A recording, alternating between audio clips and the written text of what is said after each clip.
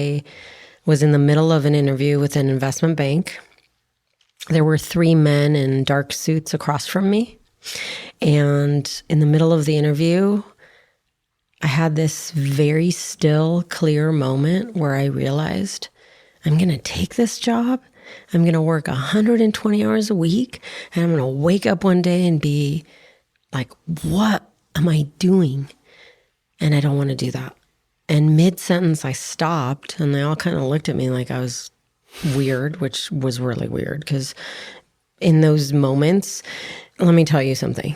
No one stops an interview. If you are going into banking and you've gotten to the 3-suit interview part, you say yes. Is that pretty much the final round? It's before the way we used to do it, it's before you went in-house. And an in-house meant you were in office. It was the last round. And at the end of that, you'd get your offer. So it was right before that. And we were on campus. And I stopped and I said to them, I'm so sorry. I can't do this. Hey, welcome back to My Perfect Path. For those of you who are new, I'm your host, Daniel Koo, and I welcome you to Season 2.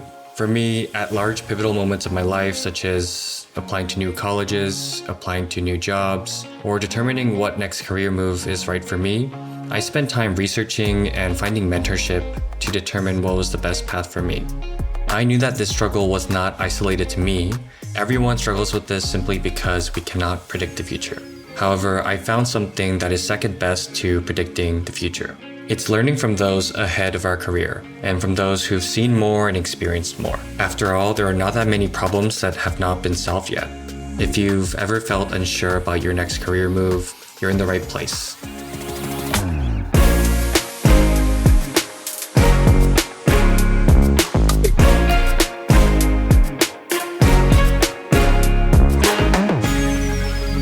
What do cleaning toilets, turning down investment banking, founding a stationery company, and becoming mayor have in common?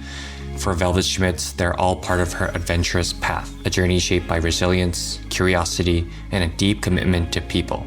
Now the CEO of Higher Better and former mayor of Rolling Hills Estates, Velveth shares how growing up as a child of a single mother sparked her drive, why she walked out of a final round investment banking interview at Berkeley, and how trusting her gut has guided every bold step she's taken. From lessons learned scrubbing pots and playing collegiate lacrosse to navigating venture capital and public service, Velveth's story is a masterclass in building a meaningful career, one thoughtful yes at a time. Hope you enjoy the episode. Velveth, welcome to My Perfect Path. I'm thrilled to have you here. Thank you so much for having me. It's an honor to be here. My first question to you is, did you always want to be CEO? Ooh, did I always want to be in charge? And am I a bossy lady? Yes. Just kidding. Joking aside, being a leader always sort of innately came to me. And I think people often categorize CEOs as, oh, it's this important thing. But I've always seen it as the person who's the most serving and the one that's bringing together everybody. And so in some senses, yes, I always wanted to be the CEO, but I think for different reasons than most people would assume. So you are currently CEO of Higher Better. What's kind of the best part of working there? I want to ask what's the worst part of working there, but maybe not because of the company itself, but maybe because of the role. So the best part about working at Higher Better are the people. I have an amazing team, and they're really good people. They're smart. They are funny. They are creative. And being a people person, it's definitely the people. You know what the worst part about working there is? That we're all in different states. Different states meaning? Meaning everybody is remote. Oh, states. Okay. I thought you were talking about stages of life maybe, but no. Okay. Completely remote? Like literal states of the United States. I really like the spontaneity of running into someone in the hallway and striking up a conversation. The things that you learn on your way to the bathroom or to the lobby of an office building. And I was fortunate. My career started out in office. That's what everybody did. And I miss that. I miss seeing people in the hallway. I miss being able to run into them. Do you feel like as a CEO, it's easier or more difficult to be completely remote? Yes to both. So I find that we have such amazing freedoms with technology today, and they allow us to do things that I don't know. I don't even know if I'm sure somebody out there knew this was possible. And it's great. And I miss the office, not because you have to be there from a certain time to a certain time and people, that part I don't miss, but I miss the spontaneity of having a conversation of, my career started in an office and I learned so much by watching. I would watch how people would knock on an office door of a vice president and ask to come in and have a conversation, share an idea. I learned so much from our executive assistant the vice president who sat in the corner office, and she sat right in front, and she was the eyes and the ears of the floor. And I remember people telling me, listen to her. She knows what's going on. And I learned so much from people who weren't in my departments. And I miss that. I miss that we're not all in the same space, learning from each other, learning about each other. I like building a relationship. And probably my team's like, thank goodness, because I ask a lot of questions and I want to know about them. Of course. We all want our bosses right next to us, obviously. Said facetiously. Understood. But I think I really admire your passion towards people meeting in real life because, your company is a recruitment company. It deals with people. Can you tell us a little bit about your business and what the mission is? Like, what are you trying to achieve? Well, the heart and soul of our mission comes from our founder, Kurt. And his idea many years ago was that the recruitment industry is broken and that you're pitting interests against one another instead of aligning them. And so our mission is really to keep a very human-to-human connection space and really treat people with respect, decorum, and develop a relationship, and then help those people build good companies. And so we have founders, we have CEOs that come to us and say, here's my dream. And we say, great, we can help with the people you need to build that dream, and we'll find them for you. And then we go and we find these amazing people, and we say, we know you're doing a great job where you're doing it, but we want you to come do that great job over here because of this reason, and this reason. And oftentimes, probably 99% of the time, we work with really good people. 1% of the time, when we choose to work with someone who goes against our values, we learn our lesson quickly and we don't work with them again. But we work with really good people to build their dreams. And so we try to keep that in mind. And it not only makes us different, but it helps to create this pay it forward ecosystem where the companies we help build do really cool things. And then oftentimes the people we recruit stay friends with us because we've represented the company well, we've been honest and ethical, and we've helped them with a career change that's been amazing. And that's what differentiates us. So I guess your company is kind of at a space where you have clients on both ends? Well, no, we're client hired, but because we're client hired, we go find the talent. And so those candidates, we've done arduous process to find them. Mm-hmm. We're looking for a specific individual.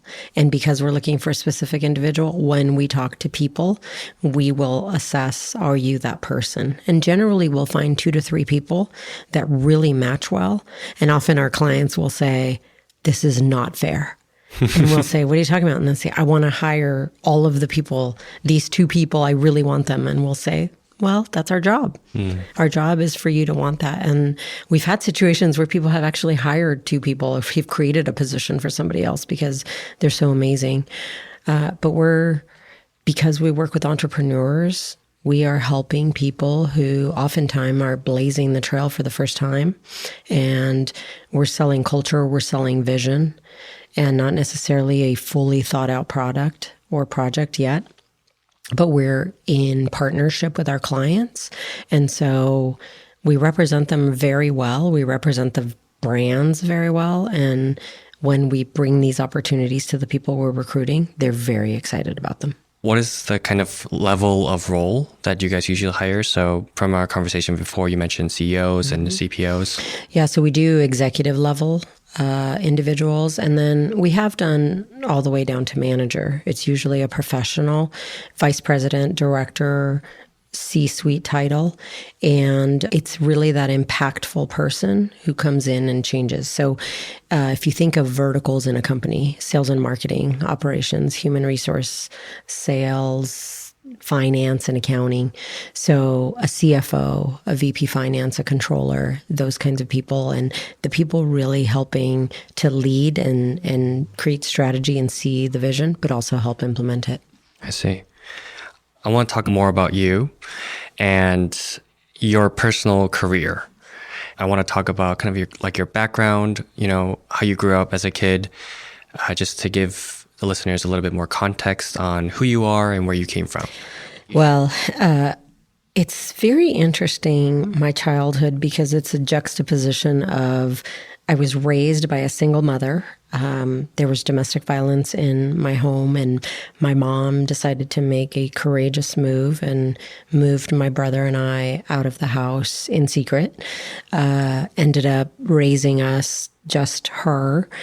And we were fortunate that the community she picked to live in was an idyllic community here in Los Angeles. So I grew up in the San Gabriel Valley.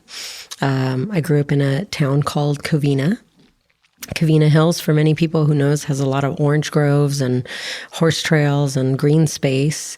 And so for the audience that may be much older than you, there used to be a show where it's called Mayberry was the town. And it's this idyllic town, where quintessential Americana. Well, that was my town. We had a wonderful elementary school that had what felt to me like blocks and blocks of green space. And so we had parks. We had a wonderful neighborhood. My house was in a cul-de-sac. I got to live in a really nice neighborhood growing up where all the neighbors knew each other. And my mom, what felt like to me at the time, was the only single parent in my elementary school. It was traditional families, and I had a weird name. Nobody else was named Velvet. It's very hard to pronounce sometimes, I must admit. Yes, people often struggle with it. And it was both things. It was wonderful and it was hard. It was a beautiful community, and I have to say, very safe and very nice place to grow up here in Los Angeles, with access to the rest of Los Angeles. So I grew up a Dodger fan. I grew up a Laker fan. Nice. I grew up volunteering most Saturdays at the LA Mission downtown. My family was always very philanthropic. So if you've ever been down to the LA Mission, it's not in a particularly good part of town. And if I ever complained about volunteering, my mother would say that I should be thankful because I was born into a family who loves me, and it could be a lot worse. And so I was often reminded that I had very good fortune for having the family that I had. And so all of those things sort of created a space where I'm a person who, ideally, maybe you can tell me, I come across very grateful. I have a lot of gratitude. I'm grateful for the fact that I'm alive, the fact that I'm safe, that I've been able to thrive. And there were some very difficult things that I had to overcome. And those difficult things, I wouldn't remove at all, because I think it's what gave me my hunger and drive to do all the things that I grew up to do. Actually, we should mention that on top of the CEO role that you have right now, you have another job. It's being the mayor of Rolling Hills Estates. Yes. That's a city in, I guess, the South Bay. Yes. And I think today we want to kind of dive into that as well, because I feel like that's a completely separate kind of career track that you've been able to maintain over time. Being able to do all of that, I think, is truly impressive. And I want to see how that connects with, your childhood and how you maintained your drive and motivation throughout your career. Today's episode is named My Adventurous Path. Could you share with us why you chose this adjective for this episode today? So I'm an adventurer at heart. From when I was young, I used to take these hikes with my grandfather. We called him Vito. And there was all these wild strawberry fields, and we would hike and go eat fresh berries. And there was something nice about getting lost in nature. And I've never been one to shy away from a good adventure. I've had this sense of, I really want to live this life. And I feel like I chose to be in this space and time. And because of it, I'm looking for any adventure anywhere that I can be a part of. And so that adjective to me is synonymous with opportunity. I think that when you choose to be on an adventure, opportunities come up that you would never have imagined. And as they come up, life takes you on paths that you yourself may not have even constructed. And in my experience, thankfully, they've always ended up in a better place than where I thought I could go. So throughout your career, I'm sure you've been offered a lot of opportunities. Do you have a way of determining which one you want to delve into? Because there's also this advice of learning to say no. And don't say yes to everything, but you need to kind of choose your impact. You have to focus in on what you want to develop and spend your time on. Do you mostly just say yes to a lot of these things and, try to extract the most? Or is there anything that you have a decision criteria of sorts? That's a great question. Any person worth their salt will tell you, you learn the hard way. So I said yes to most things along the way until I learned that I needed to say no and be more judicious. So I'll tell you my first impactful no. I was a senior at Berkeley. I went to Cal. Go Bears. Go Bears. It's a big part of my life. And I was in the middle of an interview with an investment bank. There were three men in dark suits across from me. And in the middle of the interview, I had this very still, clear moment where I realized I'm going to take this job. I'm going to work 120 hours a week. And I'm going to wake up one day and be like, what am I doing? And I don't want to do that. And mid-sentence, I stopped and they all kind of looked at me like I was weird, which was really weird because in those moments, let me tell you something. No one stops an interview. If you are going into banking and you've gotten to the 3-suit interview part, you say yes. Is that pretty much the final round? It's before the way we used to do it, it's before you went in-house. And an in-house meant you were in office. It was the last round. And at the end of that, you'd get your offer. So it was right before that. And we were on campus. And I stopped and I said to them, I'm so sorry, I can't do this. And they said, what are you talking about? You were doing so well. They were so excited. And I'm sure I was a disappointment. And I said, I know myself. I will commit every fiber of my being to this job. And I don't want my life to pass me by. Mm-hmm. So I am going to respectfully decline. And I'm going to gather my things and I'm going to leave. Wow. And one of them was really upset and said, you are wasting our time. Do you know what people would do to get this interview? Do you know how many people want this? And I said, I do. And I am so very sorry. I'm sorry that I wasted your time. Mostly, I'm sorry that I took a slot. And I hope that you will consider offering somebody else my slot. And I don't think it would be fair to you or to me because you will get a great worker in me, but I will sacrifice everything. And I'm not okay with doing that. And then the other guy said, well, now I want to hire you for your honesty. I was like, oh, I got to go. And when I left, I in the hallway, I didn't know what I was doing. And I was having a moment of crisis thinking I probably just made the biggest mistake of my life. And I came out into the hallway to what I thought was the person who worked at the Career Center. And she was sitting there and I obviously needed to vent. And so I sat down and I must have looked freaked out. And I said, I think I just made the biggest mistake of my life. And she asked me why. And I said, well, I just gave up on this interview. And I just wish there was this place that allowed me to rotate between departments so I could figure out what I want to do with my life. And that's the kind of job that I would like. And it turned out she was a recruiter for a different company that did literally that. It was a management training program. She said she was leaving for the airport at a certain time, but my story felt compelling and she wanted to offer me 15 minutes of her time before she went. I thought I was being punked. I was like, there's no way this is real. She gave me an interview. I ended up really liking them, and that's how I ended up at Transamerica.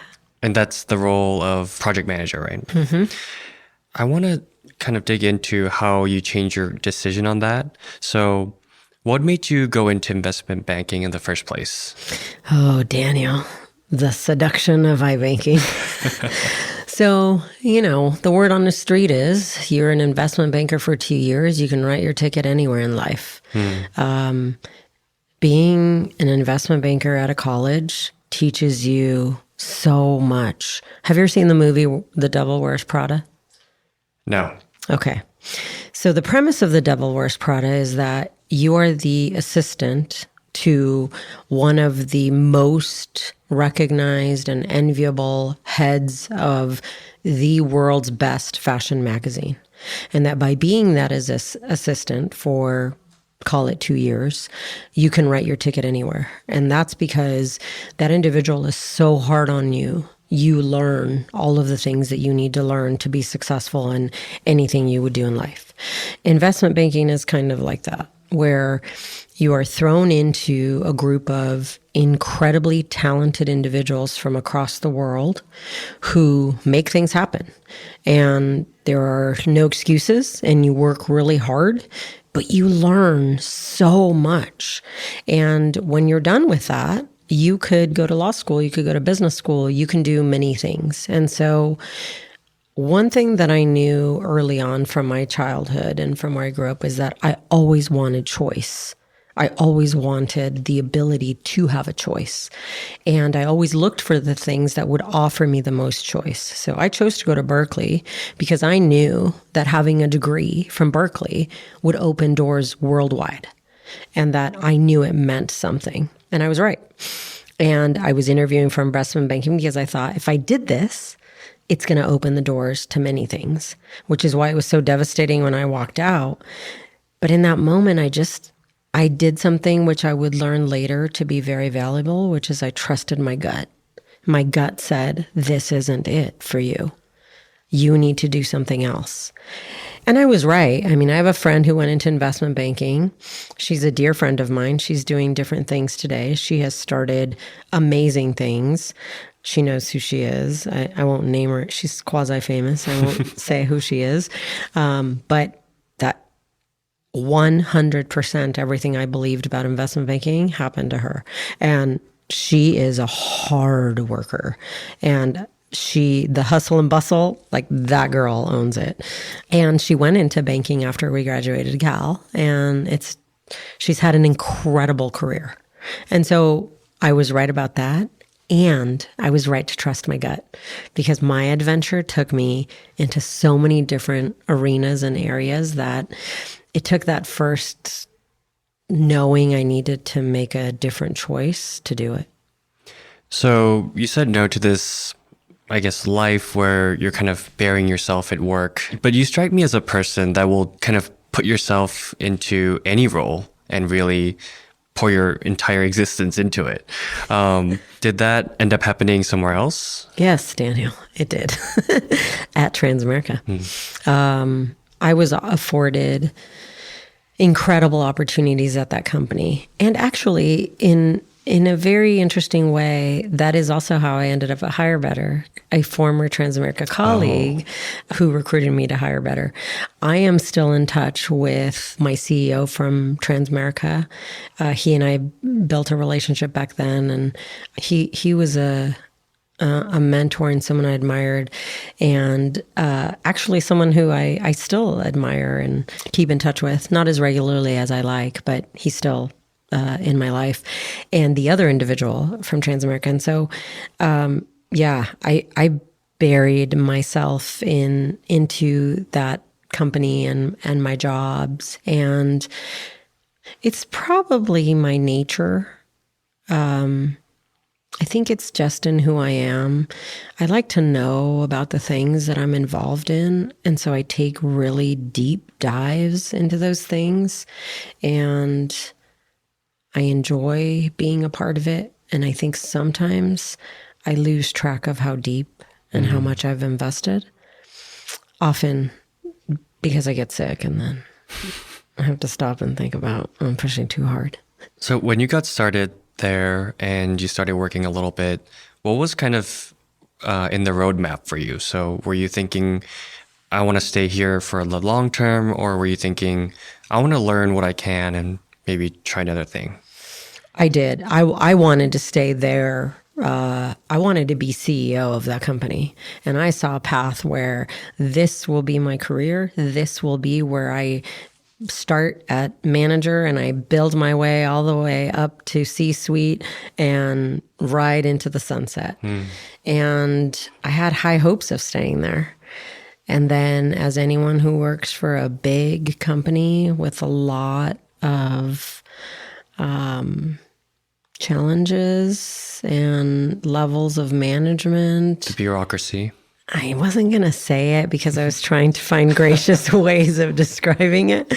But I realized that if I wanted to have a say at the table, the way I wanted to have a say, I needed to leave. And I needed to find something that was smaller, leaner.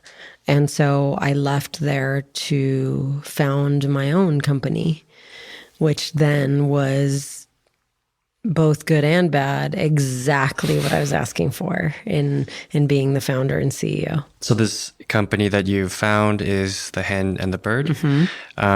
And from what I know, it's a stationery company. What was your intention with it? And I guess I'm kind of curious about the origin stories about that too. Yeah. Did you have a friend that you were working with? I did. I had a co-founder, our creative director. She's an incredible artistic mind. And we wanted to bring joy to people in a form that at the time felt like was dying, which was paper. And one of the things that I love are handwritten letters, cards, and notes. So we have a tradition in my family. Anytime someone travels for work, we hide notes in their suitcase in different areas. And so when you're unpacking, you find different notes at different times as a gesture of love. Our family actually has a very similar thing where we trade letters at the airport. So I know what that feels like. It's very nice. Doesn't it feel wonderful?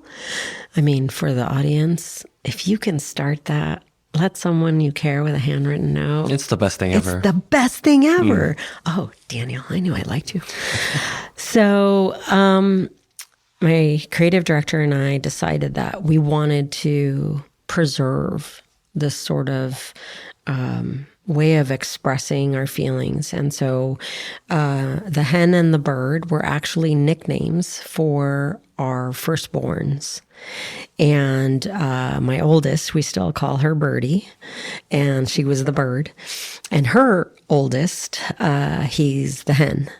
And so we came together, and it was really interesting because for being an artistically driven company, companies require a lot of non-artistic frameworks and structures. So finances and QuickBooks, and we needed manufacturing and tools and machines, lots of things that you wouldn't think are very artsy. But so it was her exquisite design work, and we built it together, and it was great fun. It was so much fun, and it took us across the country, and it was at a time when, so Hallmark Channel, there actually used to be a store called Hallmark, and they had cards. I don't know if you know that.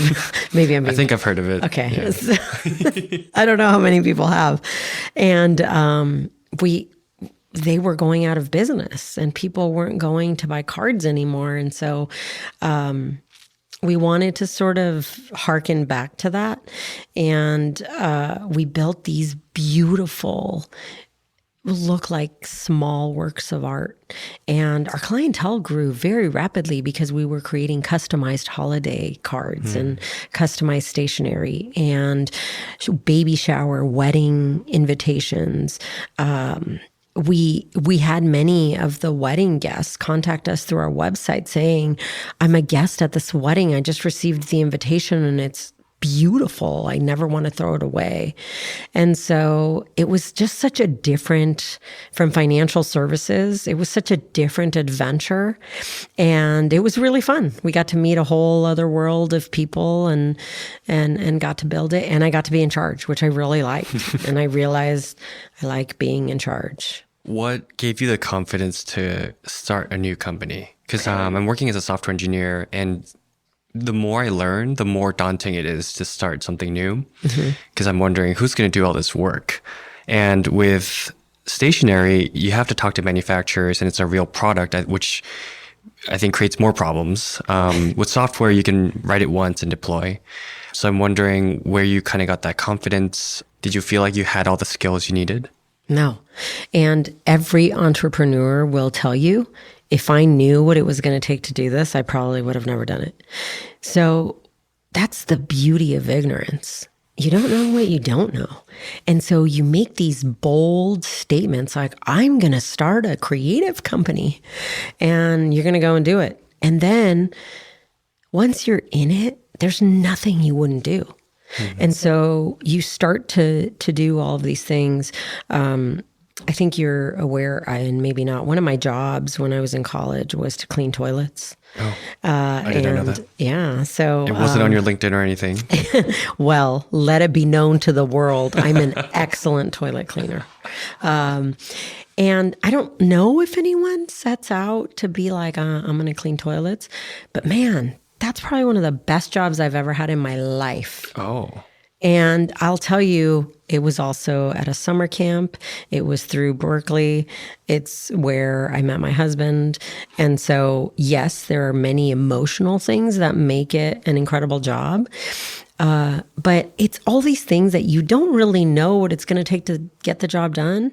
And usually it's harder than the thing that you think is easier, and the thing that's harder ends up being easy. Like, it's really easy to clean a toilet, and there's gloves. Like, it's not really that dirty, and you're constantly around very heavy chemicals that bleach everything and sanitize everything. So it's actually a very clean job in an odd way, and I like clean things. And so had I known what it would be, I would have jumped at the opportunity, which most people would be like, I would never say yes. But the other end of that spectrum is, if you as an entrepreneur knew what it was going to take to make it happen, you may not choose to do it. But once you're in it, you're in it. And I mean, I'll tell you, another job I had was working in the kitchen.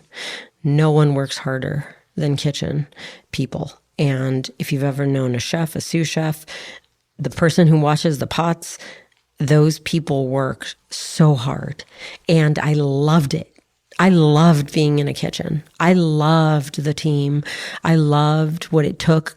And often we would be working 12-hour days, and I would go back into a kitchen at any time because of how great it is. And so I think part of it is not knowing exactly what you're going to get into. And then for those that do it repeatedly, it's the thrill of knowing it's going to be hard work, but it's good, clean fun, because it may be a derivative of what you've done before, but it's still hard work. I think that's actually, that was a lot to take in, but it reminds me of the episode that you had recently. It's called Reflecting Forwards. And you talk about how a leader should be willing to do the job that you're asking people to do.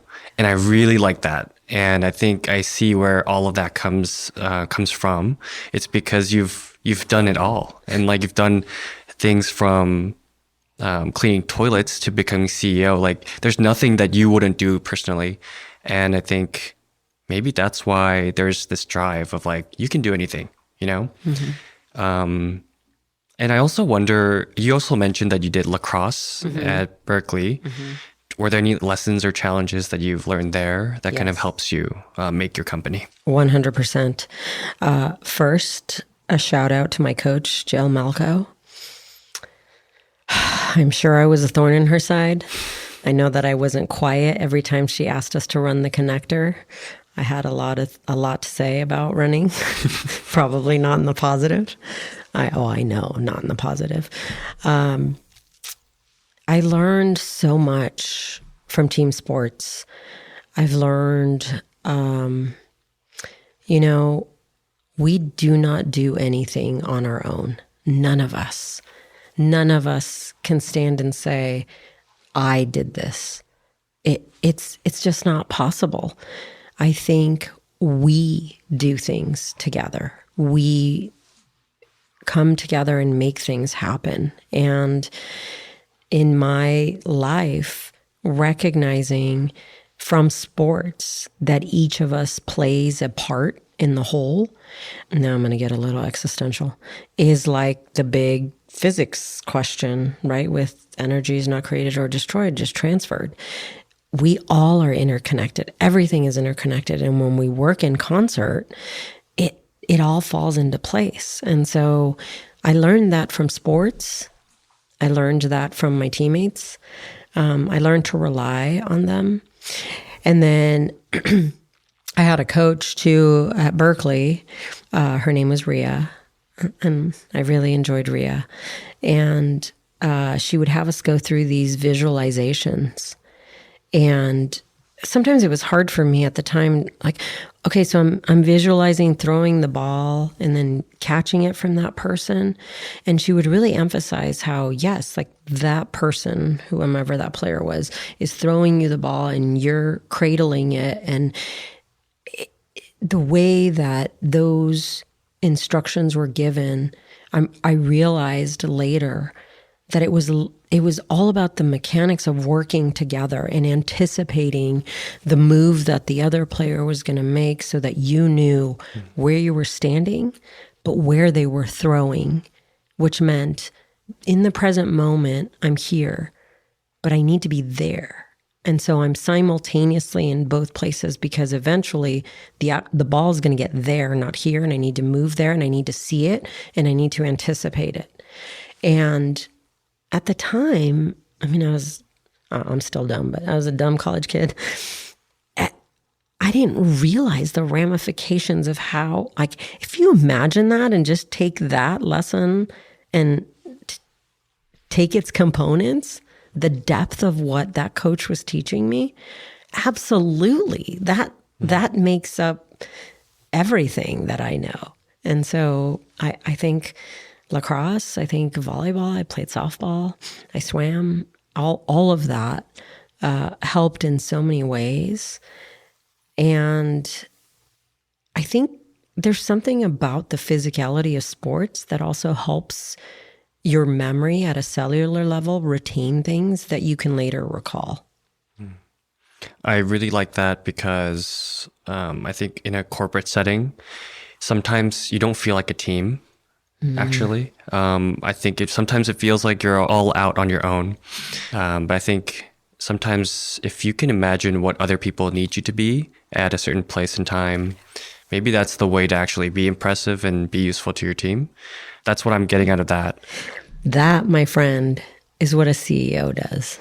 A CEO helps each of their team members realize what role they play, where they're meant to be and where they're meant to go, and how they're meant to throw the ball to their teammate. I want to talk a little bit about your career to mayor and at what time it started. And when you were at Transamerica, was that something that you've been starting on the side, or is there something like an ideation? I guess what motivated you to kind of participate in that? So funny enough, I was accepted to Berkeley as a molecular and cell biology major. Oh, that's completely unexpected from your... Well, I'll tell you why. I thought it was political science. That's what I graduated with. Okay, cool. So MCB was the major I picked, and I was going to go to Harvard to go to medical school. And I was on the path. And science at Berkeley just did not sing to my heart. Students in the science fields at Cal are crazy smart, and it's very competitive. And I didn't find that I loved it.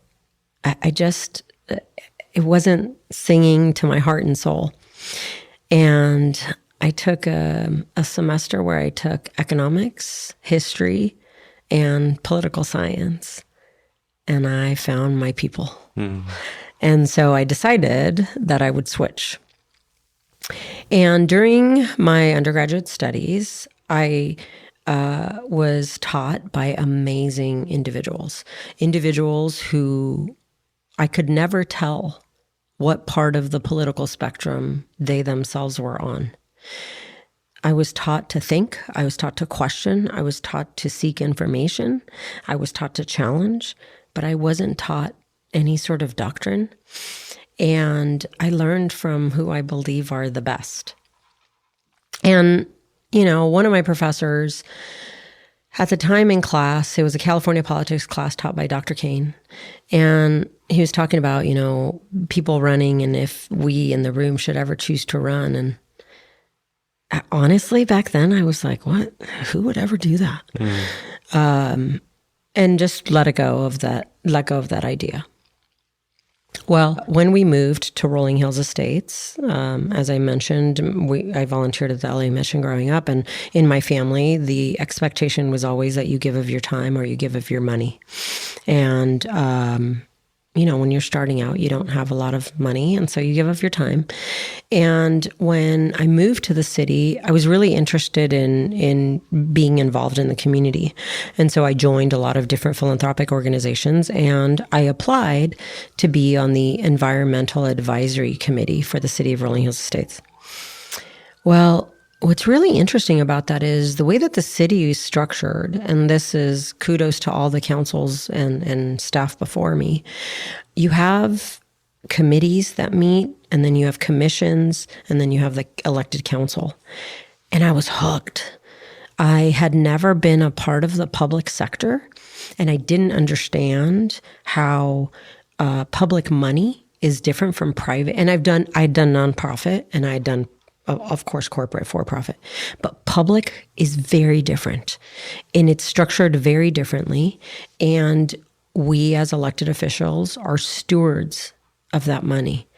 And we're stewards of it for the betterment of everybody, not just one person. And so that means that oftentimes we have to sit with conflicting ideas and information and make a decision that's the best for the most. And some decisions, no matter which way you look at them, will harm something. And you have to mitigate that harm at all costs. You have to make sure that the harm is as little as possible, if non-existent.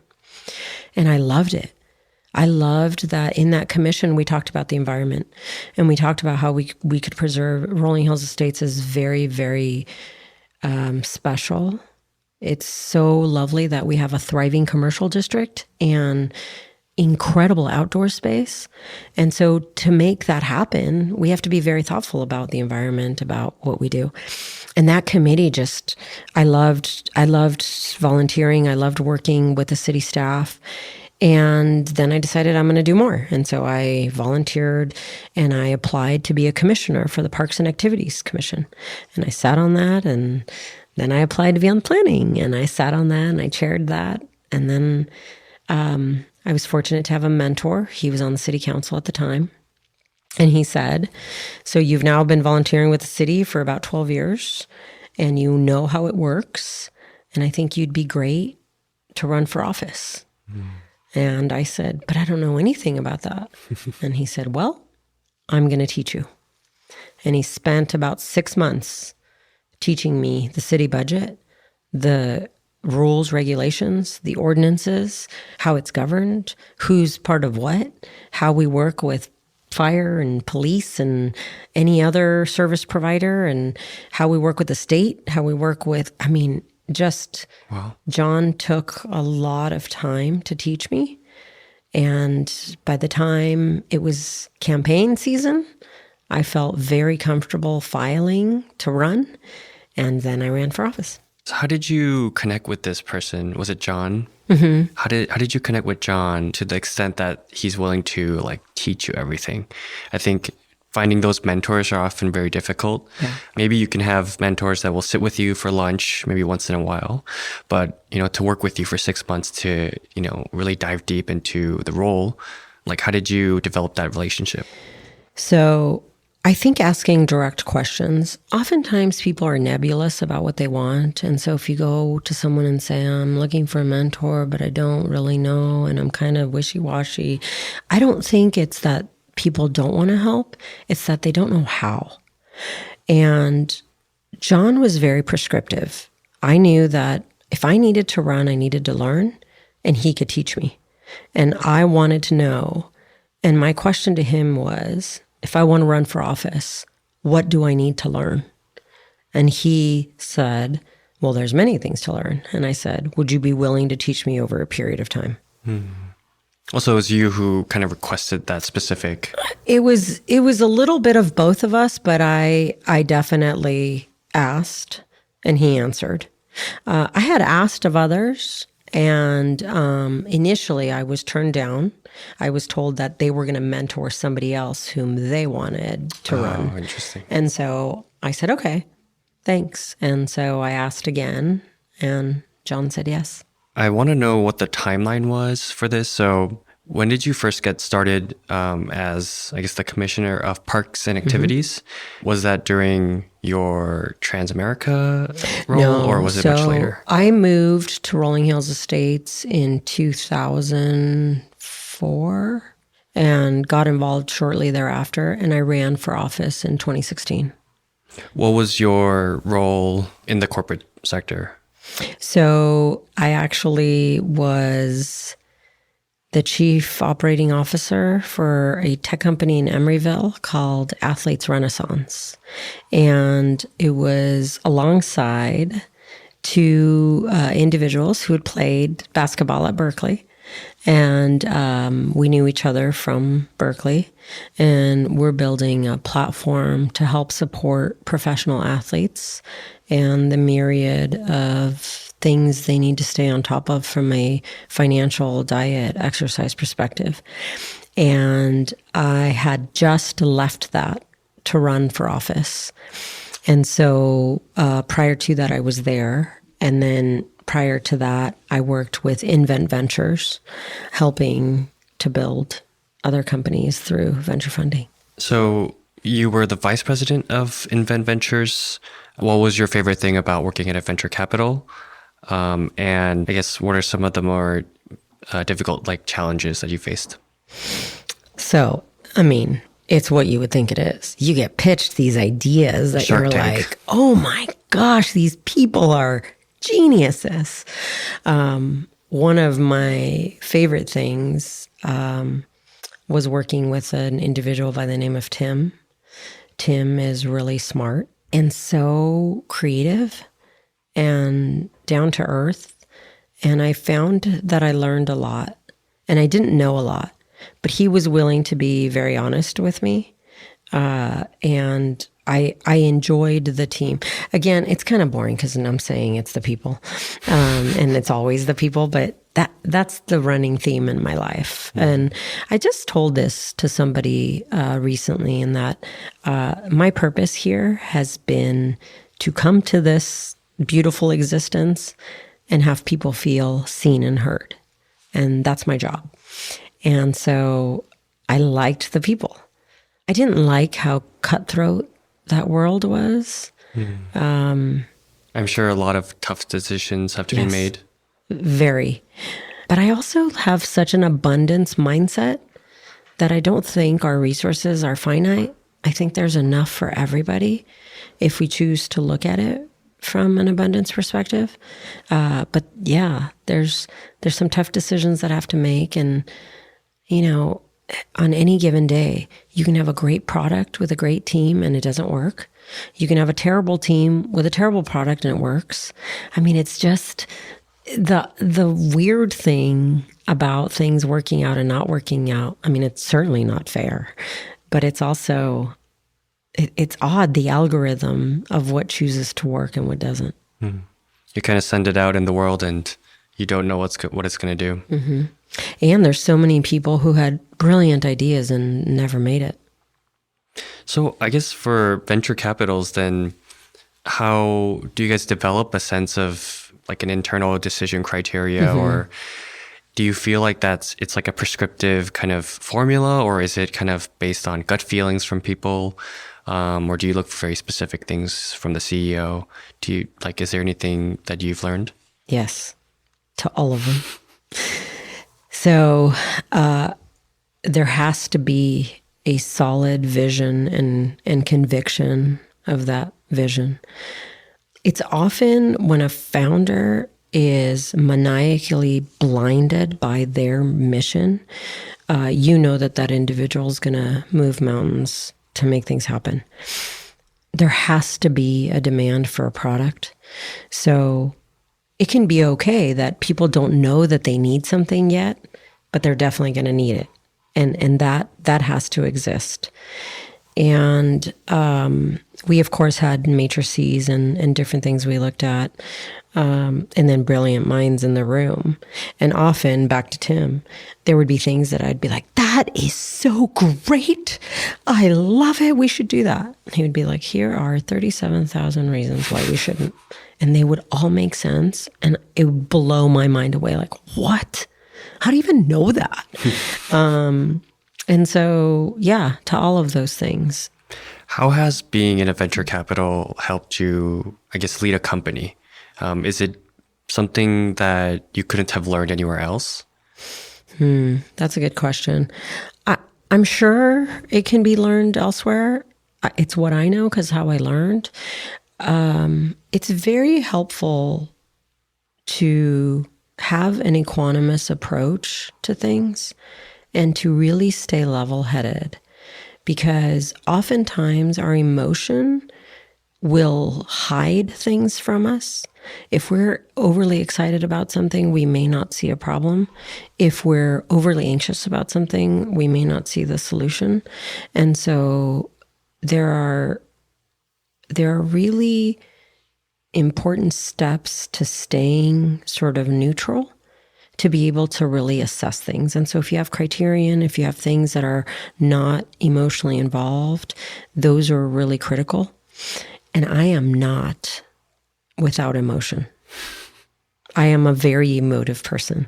And it's, for people who see me, you know exactly what I'm feeling when I feel it. And that was difficult because if I'm excited, I'm excited. I know I'm excited. The American people know I'm excited. And if I'm not, same audience will know it. And so that's not the best indicator of thumbs up or thumbs down on a deal. But I do think you need it in the room. I think you need a champion in the room. And it always helps to have both, a champion and a defector in the room. Because having that person who's like, no way, no how would I ever put a cent to this is very helpful alongside the, I will sell my house to put money on this. I want to talk a little bit about how you became COO of Athletes Renaissance. That seems like a new role for you. Where do you think you got the skills to become CEO, and what were the circumstances that led you to that role? So let me tell you something. With every role I've had, I have both in the same instant felt like I am qualified and I'm 100% unqualified. And both are right.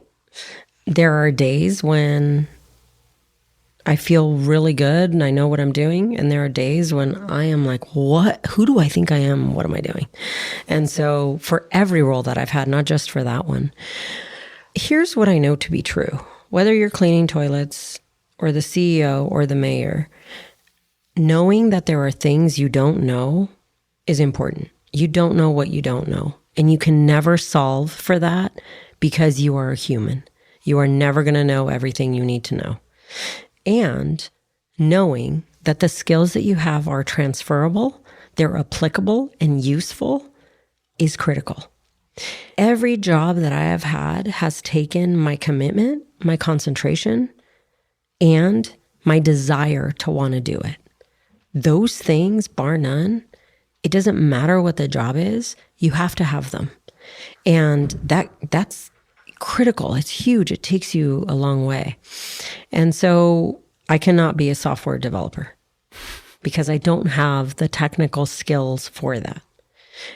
I cannot be a seamstress because I don't have the technical skills for that. I know if I wanted to be a seamstress, I need to go to school to learn how to sew. And I know that if I needed to do a technical job, that I would need to be educated on how to do it. But for the majority of jobs, it's really the commitment to being a lifelong learner. There is no way you are going to know anything about everything all at once. It doesn't happen. And so for any interest that I've ever had, I have really taken the time to learn. And so with Athletes Renaissance, I was connected to Tashawn and Ryan, and we started having these conversations, and they needed operations help for ensuring things got done and what we could structure to be repeatable processes and making sure that we were having the finance talk to the creative and so forth. And I could do that. I could do those things. I could help to grow it. And there was a lot that I had to learn. And along the way, in every job I've had, there's always a lot I have to learn. And I would beg to say right now, I probably need to learn a lot more about my job. And for my team, this is an inside joke with us. Like, I try to source candidates sometimes and they're like, yikes.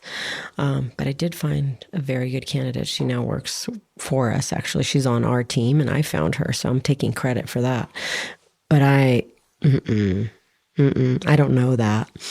And so I say all that because you never want to count your way, like, don't count yourself out. Never count yourself out of a job. Always look at something and be realistic about the things that you know and don't know, but you can learn a lot of things. And there's help out there. We were just talking the other day during COVID. I told the family we all needed to learn something new. And it's something that we had to teach ourselves that you'd never done before. And so I bought a harmonica. Wow. I epically failed. Have you played any instrument before? No. Okay. And I tried to teach myself the harmonica. FYI, for anyone learning harmonica, that is hard. And also, if you've ever tried to rap, same thing with your breath. I taught myself how to rap in the 5th grade, and I still have some songs that are my go-tos. Okay, we'll pull up some music right now. Gosh, thank goodness that we didn't record things back then. But it was very difficult. But there were many resources and multimedia. So if I wanted to read a book about how to play harmonica, I could. If I wanted to watch videos, those were available. If I wanted someone to teach me, via Zoom, that was available. There's so many resources that don't shy away from something because you need to learn a new skill. That's literally why you do new jobs. Be open, learn new things, be hungry. That's the magic for any of the jobs. Right after Athletes Renaissance, now we arrive at Higher Better, which is where you are right now as CEO. I want to talk about if you believe that these skills that you have are innate or if you develop them over time. And I think we just answered that. But I kind of want to hear your opinions on if you think there are certain talents that are innate. Maybe it's being extroverted, or maybe it's people skills that you kind of have to have from the get-go. So that's a really interesting question. Sometimes I think you went to psychology school, Daniel, because you ask some profound questions that are really good. Thank you. Which is good for you. You have a lot of good introspection. So it's hard to answer that for me because a lot of my skills I developed out of survival. And so, because I had a single mother and she often had to work, I was tasked with parenting my younger brother. And, at 4, 5, 11, I wasn't a good parent. I was a kid, and I'm sure my brother was like, "You were a terrible parent," which I probably was. But I needed to figure things out because I had to. There was no one else to do it. And so I needed to learn to listen in different ways. So for instance, when you're in second grade and your teacher's talking about a form that they're going to send home for your parents to sign, I know that I need to get that form home. I need to read it. I need to see what's on it. I need to have my mother sign it, and then I need to bring it back. And if what's on it means we are agreeing to bringing supplies, I then have to procure those supplies. So my job isn't just to hand this form over to my mother. My job is, I read this form, I need you to sign it, and we need to go get crayons because I have to bring crayons back to school. And so what happens often with children who have interesting circumstances growing up is that you have to really be thinking about a chessboard, not just this present moment. You need to think about the move you're going to make and the 3 moves you're going to make after. And so my skills developed from not just wanting to survive, but wanting to thrive. I never wanted to be the kid that sat in class and wasn't able to do the project because I didn't bring the supplies. And I never wanted to be the kid that didn't get to go on the field trip because I didn't bring the permission slip. And so I always was extra careful. Now, the dark side of that is you develop these OCD tendencies because you don't want to miss something, that you start to overcomplicate things. And so while these skills are great when you're an adult, if you had to develop them as a child with trauma in their lives, they come at a price, right? They come at the cost of, I wasn't a carefree child. I had a great imagination and I played a lot of imaginative games and I problem solved, but I also was a very serious child because I needed to think things through. And so would I have had these skills? Maybe, but I know for sure that I developed them because of that. And I think the answer for my life is that they were acquired skills. You and I actually had very different childhoods. And I am learning so much, kind of vicariously. Some of these things that you've learned through trauma and through hardships actually ended up being the energy source for a lot of your success and a lot of your journeys. And you mentioned in the beginning that you wouldn't regret or you wouldn't replace any of that. And I think that really shows as like a hopeful sign for a lot of those people that are in the same situation, that if you're somehow able to make it out of it with the lessons learned, then you can achieve so many great things. Well said. And let me underscore that, because somewhere a kid's going to listen to this, and when you're in it, you are in it, and it's hard, and it's hard to see that it's going to get better. I get that, and I am not trying to minimize or trivialize. But man, besides being messed up, we make some pretty cool adults. And I hope this is hopeful. I always knew that those things would serve me. I knew that I could be a statistic, and I never wanted to be. I always wanted this to mean something. And all of those things gave me the ability to create amazing opportunity. And I feel so fortunate because I'm not a statistic. And I didn't do it alone, remember. We never do it alone. And I'm so grateful for every person in my path who extended their hand and pulled me up. But I have this amazing adventurous life because of it, because of all of that. And it's created these awesome opportunities. And I'm fortunate. To summarize a little bit about what we talked about today, I think the number one thing I'm learning today is if you commit yourself to the role that you have right now, learn everything that you can there. You never know when those skills are going to come back and help you in the future. Also, when you go through tough times, it actually may be a time to harden you and really develop yourself. And I think keeping that in mind, it's going to kind of be a hopeful message for us to remember that at the end, it's all going to be worth it. I will add that shout out to every therapist I've had because they have helped. And because of them, I am so loving. I have never closed my heart. And I'm so grateful that I've stayed optimistic, positive, and open because that's also been a big difference. Thank you so much for your insights today. They've been profound, and I think I'm going to take so much out of this and apply it in my own life, so really appreciate it. Thank you for having me, and you are an incredibly wise individual.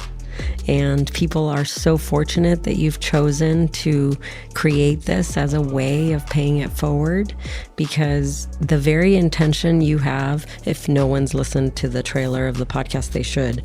The intention you have of paying it forward and of bringing the ability for people to have mentors in their lives through this podcast, you're nailing it. Thank you so much. It really means a lot. Appreciate Great job. it.